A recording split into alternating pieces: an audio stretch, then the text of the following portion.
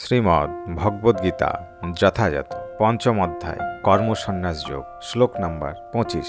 লভন্তে ব্রহ্ম নির্বাণম ঋষয় শীন কলমশাঃ ছিন্ন দ্বৈধা যতাত্মান সর্বভূত হিতরতাঃ।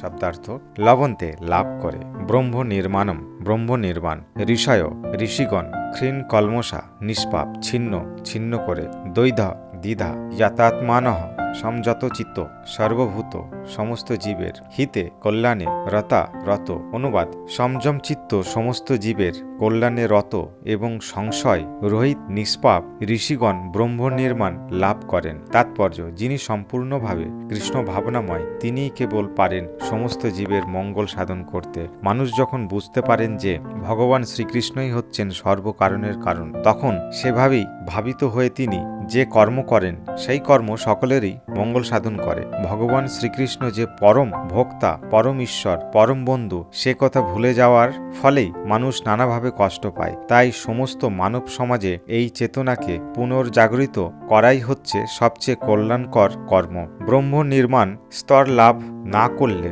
এই পরম পবিত্র কর্ম সম্পাদন করা যায় না। কৃষ্ণ ভক্তের মনে শ্রীকৃষ্ণের পরম ঈশ্বরত্ব সম্পর্কে কোনো সংশয় থাকে না, তার মনে কোনো সংশয় থাকে না, কারণ তিনি সম্পূর্ণরূপে পাপমুক্ত। এটি হচ্ছে দিব্য ভগবত প্রেমের প্রকাশ। যে মানুষ কেবলমাত্র মানব সমাজের জাগতিক কল্যাণ সাধন করার কাজে রত, সে প্রকৃতপক্ষে কারোই কল্যাণ সাধন করতে পারে না। বাহ্যিক দেহ ও মনের সাময়িক উপশম কখনোই শান্তি দিতে পারে না।